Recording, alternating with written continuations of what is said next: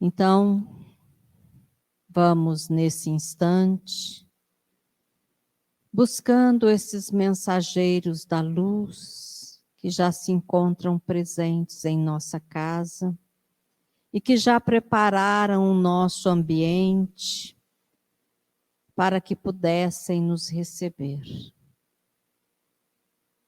Assim, pedimos a esses mensageiros que levem até Jesus a nossa súplica.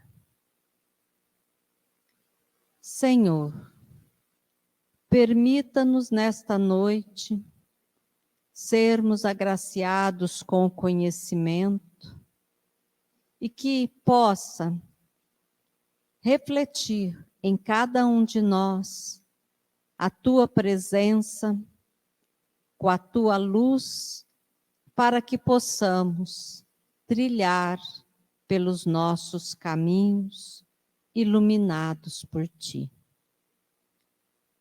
Obrigada, Senhor, porque sabemos da tua misericórdia para com cada um de nós.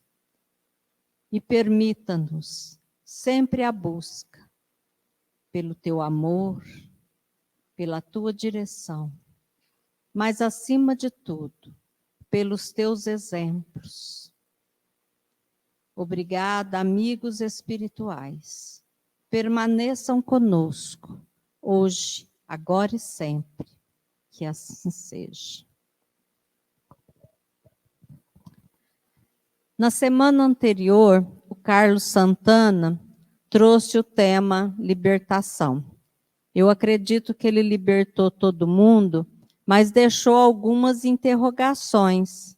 E hoje, a Cláudia, vocês não conhecem, vocês vão conhecê-la nessa noite. Ela vai trazer para a gente, e ela vai nos perguntar: o que buscais? É uma reflexão, como diria meu companheiro Carlos Santana, profunda, que cabe a todos nós prestarmos atenção e buscarmos pela aplicação desses ensinamentos. Que a espiritualidade, os nossos amigos, possam inspirar a Cláudia nesse momento.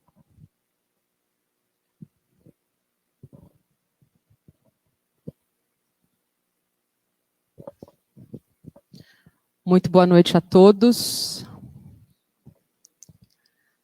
Se vocês pudessem entender a sensação que é ficar aqui olhando, todo mundo me olhando. Mas, diante dessa questão, hoje o nosso encontro, ele visa trazer um pouco mais de questionamentos. O livro que foi estudado é o livro... É que esse rapaz aqui, ó, ele é o novo ajudante, então vocês têm que ter um pouco de paciência, né? O livro é o próximo item do slide, você pode passar ele, por favor. Isso. Esse livro, Joana traz várias reflexões, né, que é muito pertinente para esse nosso momento. Um pouco me fez refletir sobre a história da mulher hemorradiça. Naquela época, quando Jesus estava falando, que ele sentiu que saiu, que a mulher tocou ele, né, que ele sentiu que saiu o poder das vestes dele, tinha muitas pessoas do lado dele, tinha uma multidão. Tanto é que ao perguntar, ao questionar, mas Senhor, tem tanta gente aqui, como que você vai me perguntar quem que te tocou? Então, nessa história que se encontra no capítulo 5 de Marcos, quando as pessoas procuravam por Jesus, nosso mestre, para que pudessem curá-los, ele sempre interrogava: tu crês que eu te possa curar?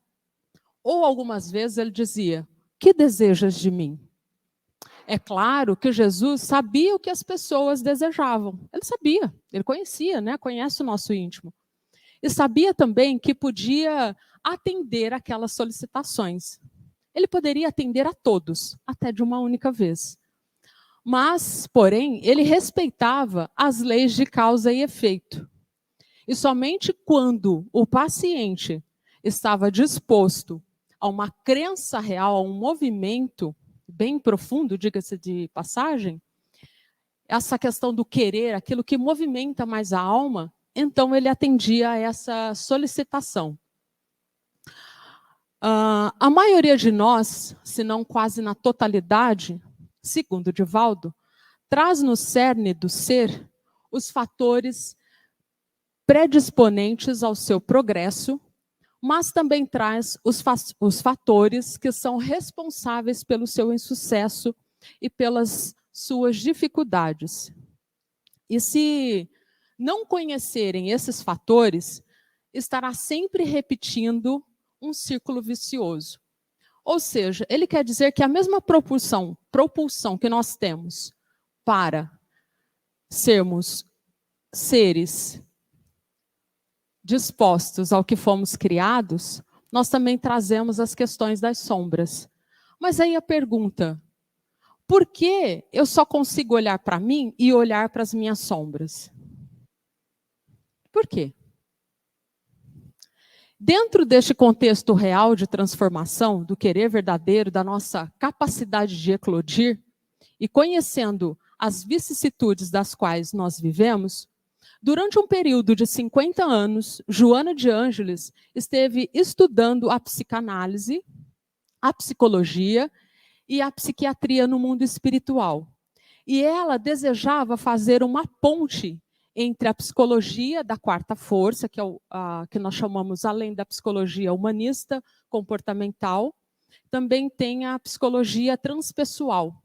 Inclusive, ela vai citar muito Freud e Jung, inclusive, né?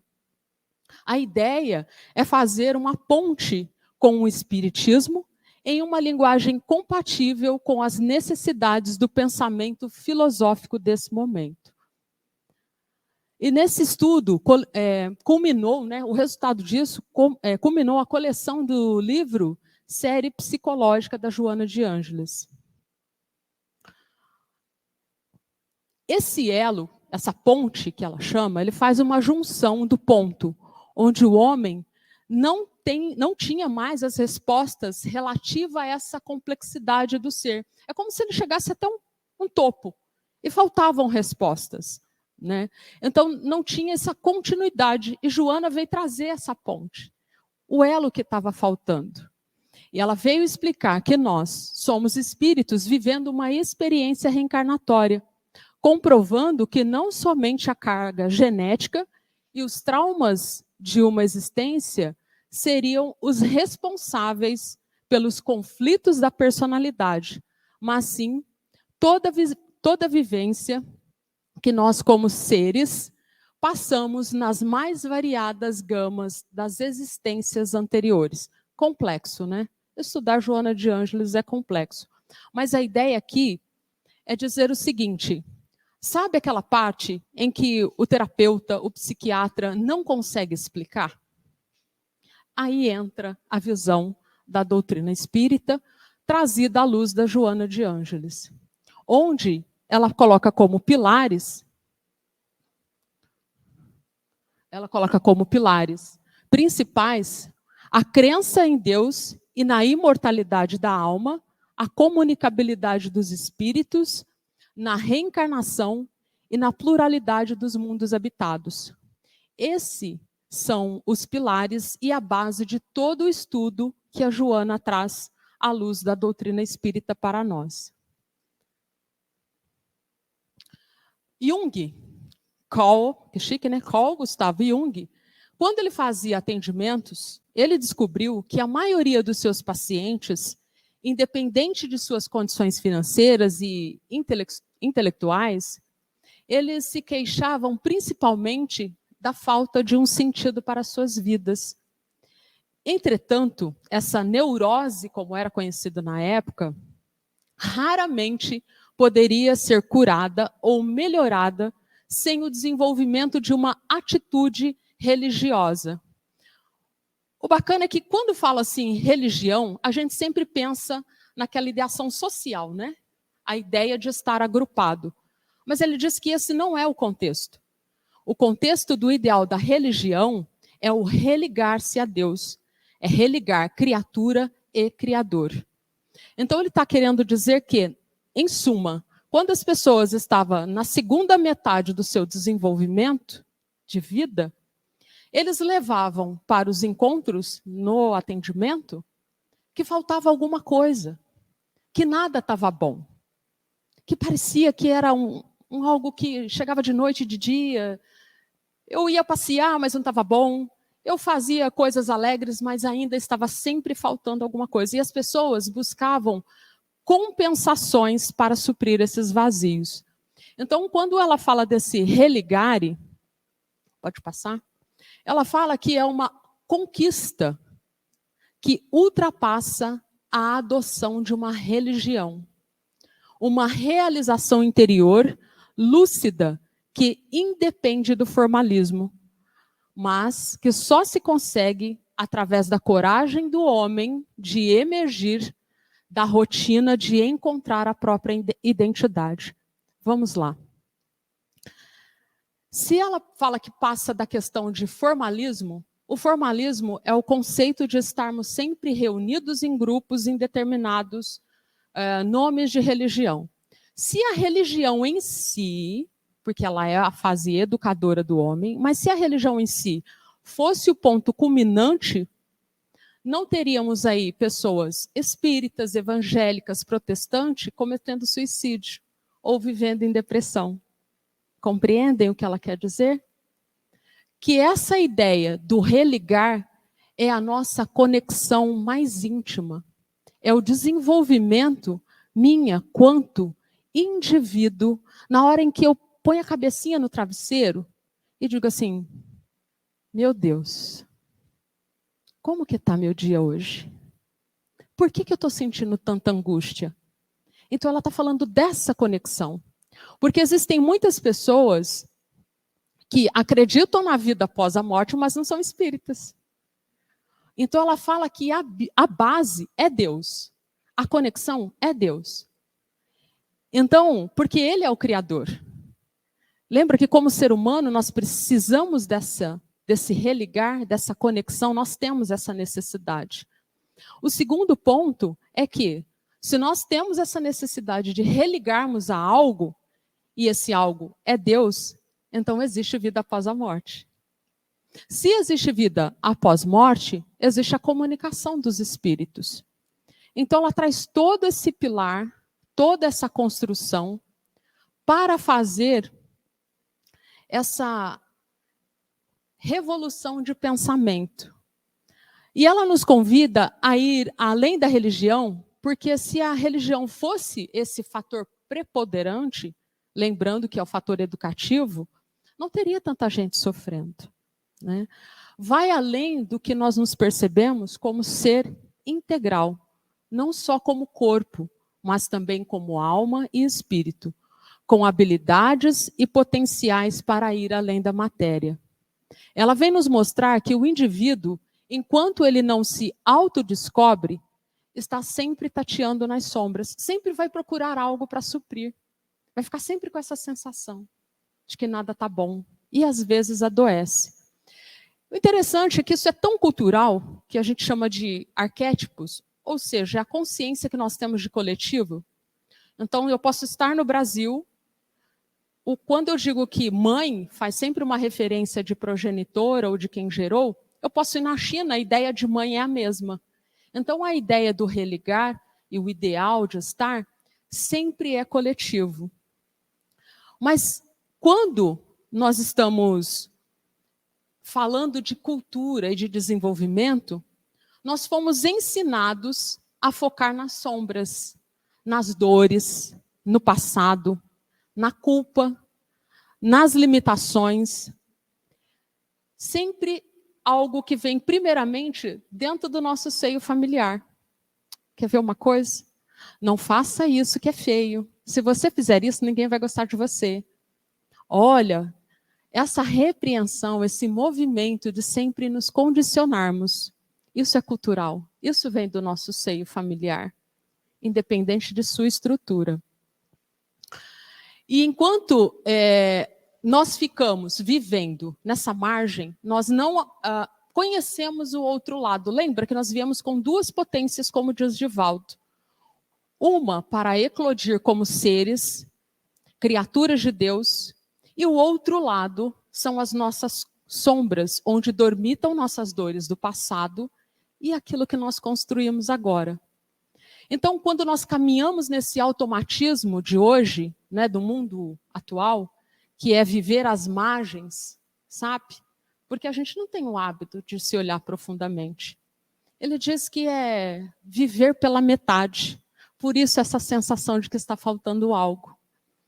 E quando Jesus disse, vós sois deuses e podem fazer tudo o que eu faço, e até mais, ele não estava se referindo das nossas sombras. Ele estava se referindo de algo maior. O fato é que, imagine só, o que nós fazemos conosco e não nos damos conta. Quando nós vamos imagina na academia, se você trabalhasse só um músculo, o que ia acontecer com o outro músculo, com a outra parte do corpo? Atrofia, não é? Primeiro ela fica muito fraquinha, depois ela vai atrofiando. E é isso que nós fazemos. Nós trabalhamos tanto as nossas dificuldades e esquecemos de trabalhar as nossas potencialidades. Divaldo diz que um dos objetivos da série psicológica é de criar uma mentalidade capaz de não ficar apenas nos teoremas doutrinários, mas nas soluções comportamentais, para que possamos nos melhorar. Olha só que interessante. Quando ele fala de teoremas doutrinários, todo mundo aqui reza? Porque nos foi ensinado que é importante orar, certo? Ele reduz esse espaço e melhora essa nossa conexão, não é? Então nós temos essa ideia de que a prece nos ajuda a sermos melhores. Mas nós conhecemos o quão melhores nós estamos? Ou eu só percebo que eu estou melhor porque eu parei de sentir alguma dor, ou porque eu parei de me sentir ansioso? Então, isso nos leva a um outro questionamento. Se eu preciso melhorar, como que eu posso fazer isso? Porque eu estou vindo aqui primeiro para me sentir melhor. Isso nos diz em relação, nos leva inclusive a uma reflexão que traz lá na pergunta 919 do Livro dos Espíritos. Que a pergunta é, qual o meio prático mais eficaz que tem o homem de se melhorar nessa vida e resistir à atração do mal? Qual é o meio prático para fazer isso? E a resposta é: conhece-te a ti mesmo. Gente, é simples e direto, não é fácil fazer isso? Não, é fácil, não é? É prático. Mas a gente faz isso? Quando eu vou dar treinamentos, no meu trabalho, por exemplo, eu sempre faço perguntas assim, me diz, qual é a sua maior dificuldade?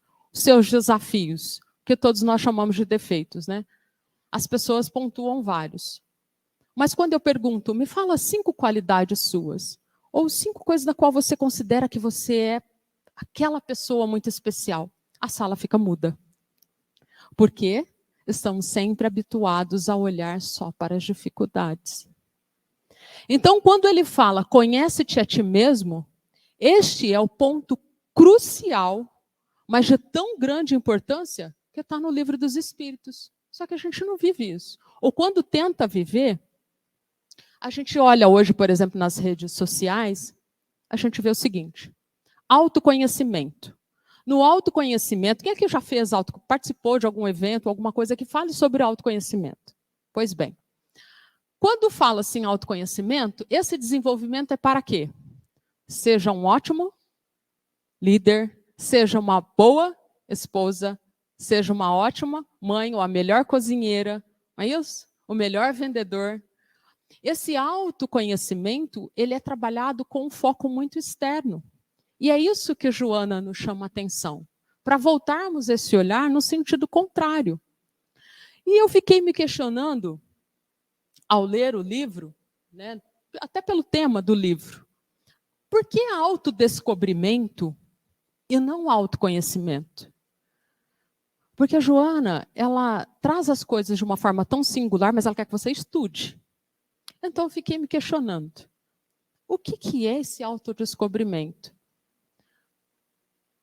Então, eu pensei, gente, até o título é de tamanha sabedoria, que eu me lembrei que Arquimedes, ele precisava resolver um problema de tão grande complexidade que foi apresentado pelo rei Hierão na época. E quando ele descobriu esse problema, ele gritou, Eureka, Eureka. E ele ficou feliz. Eureka significa descobrir. Uhul, descobri. E a mesma coisa aconteceu com Einstein, só que ficou muito mais conhecida essa fala por Einstein. Então eu fiquei, gente, como? O que quer dizer isso, esse autodescobrimento? A partir do momento em que eu faço o movimento de me autoconhecer, eu vou me descobrindo como indivíduo, como ser único dentro de mim. E eu vou adquirindo equilíbrio sobre quem eu sou. E é isso. O autodescobrimento é perceber, é encontrar nossas potencialidades e capacidades além da matéria. E também conhecer as nossas limitações. O homem possui admiráveis recursos interiores, não explorados, que dormem em potencial, aguardando o seu desenvolvimento. Se Jesus diz que nós somos deuses e podemos fazer tanto quanto ele ou até mais, então tem recursos dentro de nós, inacessados. Porque nós estamos com foco em outro lugar. Pode passar. O homem, ele é um conjunto, segundo Einstein, ele é um conjunto de partículas regido pela consciência. Um tanto de partículas regido pela consciência. Se é regido pela consciência, sabemos que consciência não tem nada a ver com o cérebro, então ele pode ser moldado, ele pode ser trabalhado.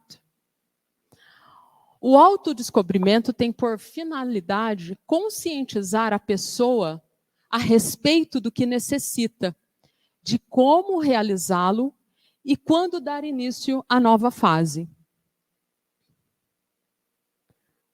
Então, imaginem só, que se nós pudéssemos pegar um trabalho...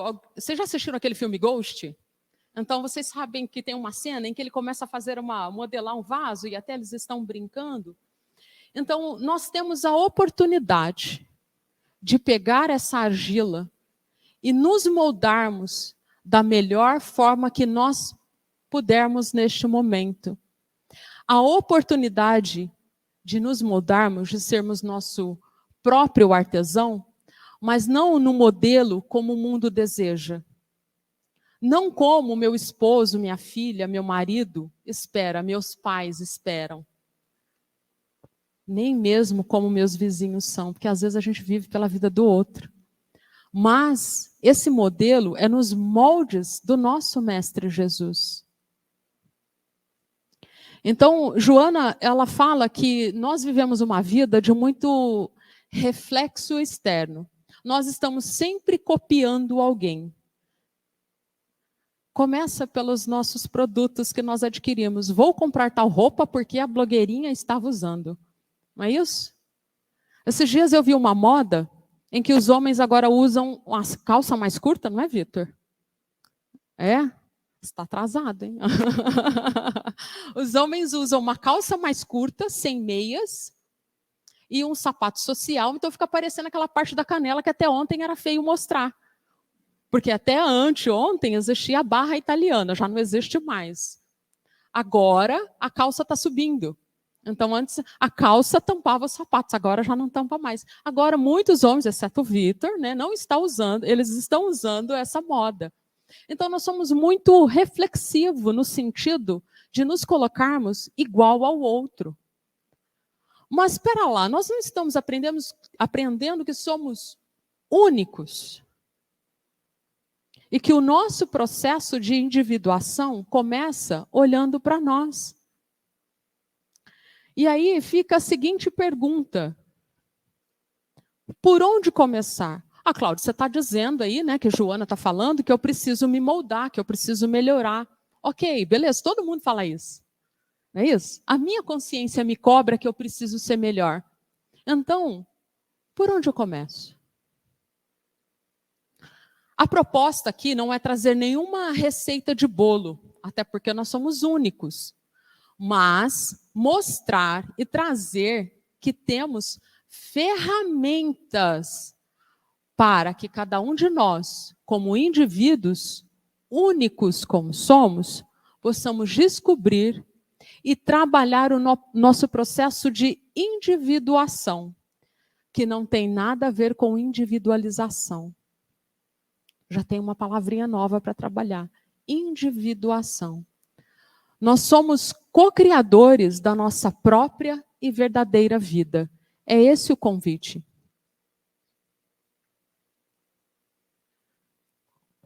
Então, como eu poderia dizer, ok, de algum lugar eu tenho que começar. Por que não começarmos observando os nossos próprios comportamentos diários? A nossa rotina. Procurando os nossos gatilhos. Identificar esses gatilhos requer paciência e disciplina nessa autoobservação. E a pergunta começa assim, ó. Fiquei estressado. Por que eu fiquei estressado? O que me levou a ficar estressado? Que pensamento me veio antes de disparar uma crise de ansiedade? Como eu estava me sentindo antes de ficar deprimido?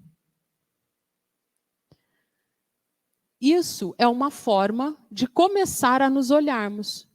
Porque às vezes a gente fala assim, não tem esse tipo de problema não, meu problema é outro. Então, nós temos uma lição assim, vai aumentando o nível, né, o grau. Para aqueles que já mapearam esses gatilhos, identificaram os pensamentos que vêm antes desses comportamentos. Por que eu briguei com a minha mãe? O que ela falou? Porque o problema não está na minha mãe, mas sim o que acontece comigo quando eu escuto alguma coisa que ela fala. Ou porque às vezes eu fiz alguma coisa lá atrás, ou eu me culpo, ou a dívida é minha. Então começa a mapear esses comportamentos, né? Outro tipo de ferramenta também que tem são as questões de meditação. Joana fala para tirar a base filosófica das meditações. A meditação, não é aquela de ficar respirando 50 dias, 50 noites, não. De procurar ouvir-se. A nossa mente, ela conversa muito com a gente. Muito. O nosso inconsciente, ele está o tempo todo se comunicando. As preces antes de dormir são riquíssimas para o trabalho do autoconhecimento. Existem muitas pessoas que trabalham com o mecanismo de resolver problemas antes de dormir. Então ele manda uma pergunta para o cérebro. E quando acorda, ele tem a resposta, ou durante o dia ele recebe um insight. Então, esse mesmo questionamento, esse mesmo tipo de trabalho, ele pode ser feito para o autodescobrimento. Por que eu fico tão estressado? Onde eu preciso melhorar? Quando nós estivermos um pouco mais treinados nessa autoobservação, uma outra forma é passar pelo processo profundo de questionamentos, que é normalmente conhecido como questionamentos socráticos. São aquelas questões assim, o que me trouxe até aqui? Por que eu fiz essa escolha? Eu poderia ter ido por outro caminho. Então, não é uma questão de alguém estar te analisando. É você mesmo. É você mesmo. Mas, para passar por esse processo, a Joana ela traz uma observação muito intrigante, que eu acredito que esse é o ponto da virada. Ela fala que todo o processo significa não a identificação das suas necessidades, mas principalmente a sua realidade emocional, das suas aspirações legítimas, das ocorrências das reações diante das ocorrências do cotidiano. Vamos lá. Nós sabemos onde precisamos melhorar, certo? Alguém aqui sabe onde precisa melhorar? Quem sabe onde precisa melhorar, levanta o braço. Pode levantar, gente. Quem sabe? Ótimo, perfeito, muito bom. Estamos evoluindo. Mas antes disso, ela fala: qual é a sua realidade emocional? Que conversa de doida é essa? Como anda a minha visão do que eu tenho e do que eu vim fazer aqui? O que eu vim fazer aqui? Eu estou no caminho? As escolhas que eu tenho feito, com tudo que eu aprendi, que eu recebi da minha família, né? As escolhas que eu tenho feito, os caminhos por onde que eu tenho andado, eles estão me levando ao meu propósito originário? Com quais óculos eu estou usando isso? Porque às vezes a gente se ilude, achando que está naquele caminho. É aqui que eu vou. E lá a gente vai até tomar um tropeção, né? Então agora, eu volto a perguntar, diante desta realidade, a realidade emocional de sabermos se estamos no caminho certo, quem aqui conhece verdadeiramente as suas reais necessidades de melhoria? Pode levantar o braço. Muito bem. Muito bem, até para quem não levantou, porque precisa coragem, viu? E aí, diante disso, se isso é tudo muito lindo, né? Joana diz que quando eu conhecer a mim mesmo, eu vou descobrir essa potencialidade, eu vou saber por que eu olho para o outro e não dou conta de olhar para ele. Porque às vezes fala, ó, apaziguai, né? Apacentai, e não o pau sentai. Não é isso? A gente vive armado para o outro, transita um caos. Então, se ela fala disso tudo, que eu posso ser, que eu tenho condições de me melhorar, por que dói fazer isso? Por que é tão difícil fazer? Se eu sou Deus em potencialidade, por que eu não consigo usar o meu pensamento para cuidar de mim? Por que eu me escondo atrás de posicionamentos sociais? A gente, às vezes, pega frases prontas e leva para casa para dormir com a gente. E nem se dá conta do que está trazendo para dentro. Ela está dizendo assim para você, ó, para aí. Pega isso aqui, bota do ladinho, vem cá. Vamos fazer um tete a tete. Cara a cara. Você com você mesmo. Pergunta. Santo Agostinho vai além, né? Ele fala assim, ó, pega lá o seu dia e faz uma análise de consciência. Como você se comportou diante do outro? Mas antes de eu me comportar diante do outro, eu preciso saber o quanto eu estou me enganando. Vivendo relações insensatas, condições de dificuldade cada vez mais, querendo que o outro seja como eu quero que ele seja. Eu estou trazendo dificuldade para mim, não é nem para o outro. Vivendo em períodos arcaicos, não, porque lugar de uma mulher é no fogão. Tem isso? Porque lugar do homem é em tal lugar. A gente fica ditando coisas e não consegue viver, que está cada vez mais num bolo que não se dá conta. Então, esses 50 anos que Joana passou estudando, é para trazer para a nossa época. Porque que coisa, né? Imagina, a gente fica quantos? 5, 7, 8 anos estudando, fazendo pós-graduação, e a gente se acha, né? A gente se acha dono do conhecimento. Ela passou 50 anos. Imaginem só, estudando a complexidade do ser humano. Para dizer aqui para nós, falar, para um pouquinho. O caminho é olhar para você, se questionar. O que eu estou fazendo? E às vezes a gente fica querendo viver coisas intensas. Respondendo, por que dói tanto? Por que vocês acham que dói tanto? Tem uma bala aqui para quem responde. Por que dói tanto? Oi?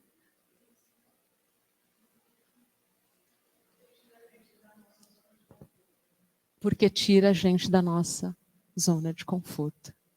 É porque eu não te ouvi, tá? Não consegui entender.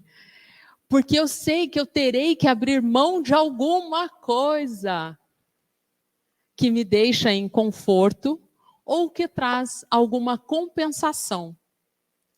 Para quem quiser ter uma leitura um pouco assim mais aprofundada disso, eu aconselho até a ler sobre um livro do Freud que fala sobre os mecanismos do princípio do prazer. O que me leva a postergar a minha necessidade para o prazer imediato?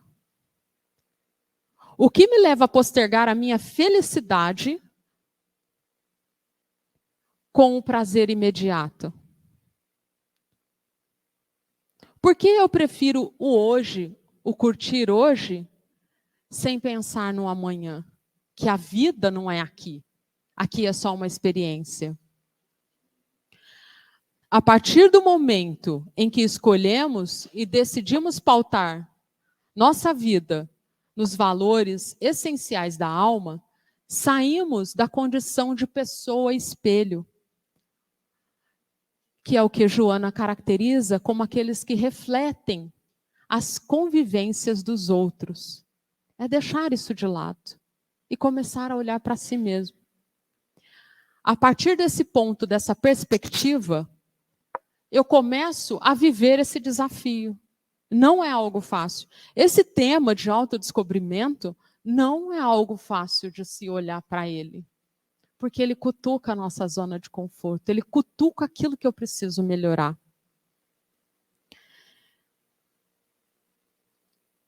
Aprender, um passo muito grande, muito importante nesse processo de descobrimento e que dói muito, eu vou ter que aprender a conviver com a própria solidão. E nesse mecanismo de aprender a conviver com a própria solidão, muitos dos nossos não vão conseguir nos acompanhar. Porque lembra que tinha uma multidão querendo tocar e conhecer Jesus. Não era para todos serem curados? Aí nós vamos dizer, nem todos estavam no momento deles. Então agora, hoje, eu posso escolher que momento eu quero estar. Porque nós conhecemos o dia de hoje, estamos aqui até neste momento, daqui 10 minutos, não sabemos mais. Então, fica a seguinte pergunta. Se hoje, neste momento, se fôssemos convidados a nos retirarmos de cena aqui, eu ia falar, vem aqui que chegou a sua vez, bora. Como que eu me portaria? Eu diria assim, Jesus, bora lá, né? A vida continua. Eu falo, pera, que eu tenho minha neta para criar, meu filho para olhar, minha casa. Gente, eu acabei de comprar um carro novo. Como que eu tenho que ir embora? Como será que eu reagiria? Será que eu deixei tudo ok? Ou será que eu estou deixando o eu, que é aquilo mais importante, para amanhã?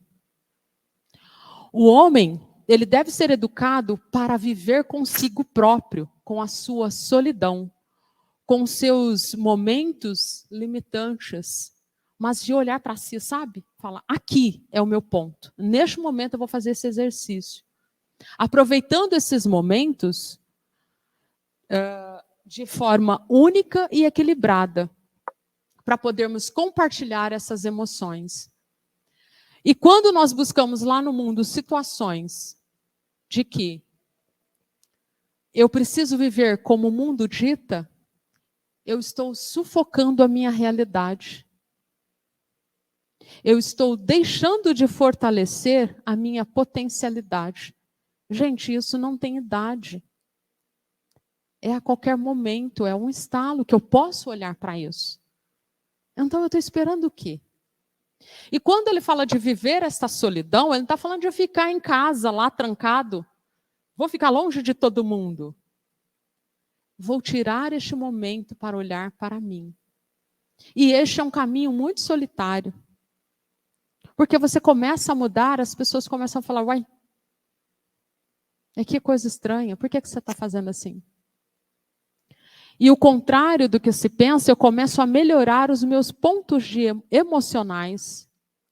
Eu começo a trabalhar quem verdadeiramente eu sou. Então a pergunta, será que eu consigo viver dentro da minha própria solidão? Porque o caminho é individual. Ou eu fico criando mecanismos para não ficar em casa. Ou o contrário, né? Às vezes eu falo, eu não gosto de sair, porque isso também é ruim. Não tenho amigos, não me socializo, fico em casa, mas não consigo pegar um livro para ler. E fico lá curtindo Netflix. Uhul! E dá-lhe Netflix. Nada contra a Netflix, mas eu digo no sentido de podemos fazer algo muito mais para nós. Né? Pode passar. O autodescobrimento, para nós finalizarmos aqui, é um estar bem consigo, é uma satisfação e uma aceitação por aquilo que se é. Então eu preciso me questionar, eu me aceito como eu sou? Eu estou satisfeito com quem eu sou? Para eu saber se eu estou no caminho certo, eu preciso olhar para isso. Eu estou satisfeito com quem eu sou? É importantíssimo vivermos quem somos, mas se eu não estiver satisfeito com quem eu sou, não aceitar quem eu sou, não vai adiantar. Eu vou criar um mecanismo de fuga, porque o nosso cérebro, ele é extremamente estratégico e ele sempre age querendo nos proteger. Então, para você saber se o caminho é esse, primeiro, perceba o desconforto quando você para olhar para si. A segunda é, observa que você tem um carro, um lar, um conforto. Se você não tivesse nada disso, você ainda estaria feliz?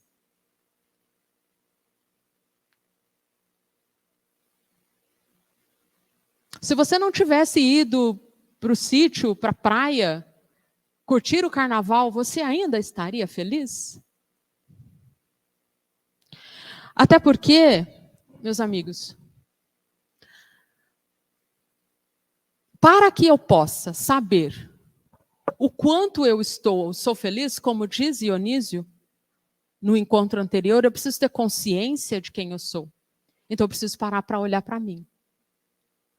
Para que eu possa me libertar, como trouxe Carlos Santana nesse convite que ele fez, libertemo-nos, eu preciso conhecer o que eu preciso libertar, embora eu saiba.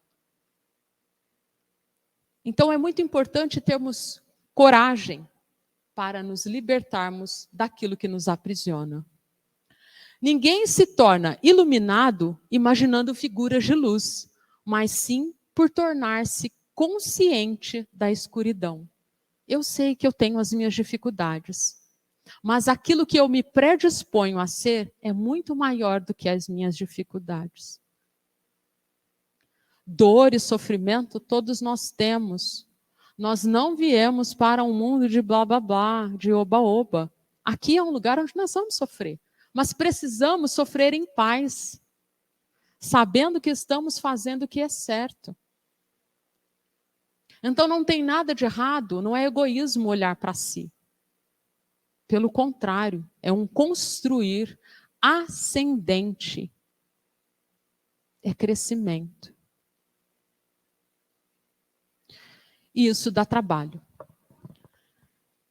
E eu gostaria de saber se alguém tem alguma pergunta, se alguém gostaria de fazer algum questionamento.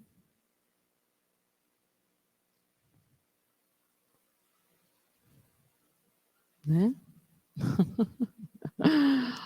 E então eu gostaria de agradecer a todos pela oportunidade do dos ouvidos desta noite e dizer que não há futuro se nós não pensarmos nesse presente.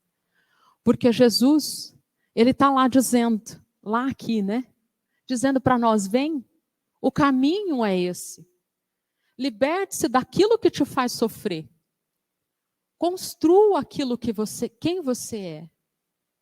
Está na mão de cada um de nós e é de nossa única e inteira responsabilidade, de mais ninguém.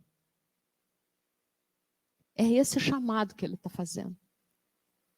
Então, para quem quiser acompanhar um pouco mais, porque nós falamos de uma forma muito rápida, esses 2 livros, que é o Autodescobrimento, Vida, Desafios e Soluções, da Joana, ele traz muitas reflexões para a nossa vida do dia a dia.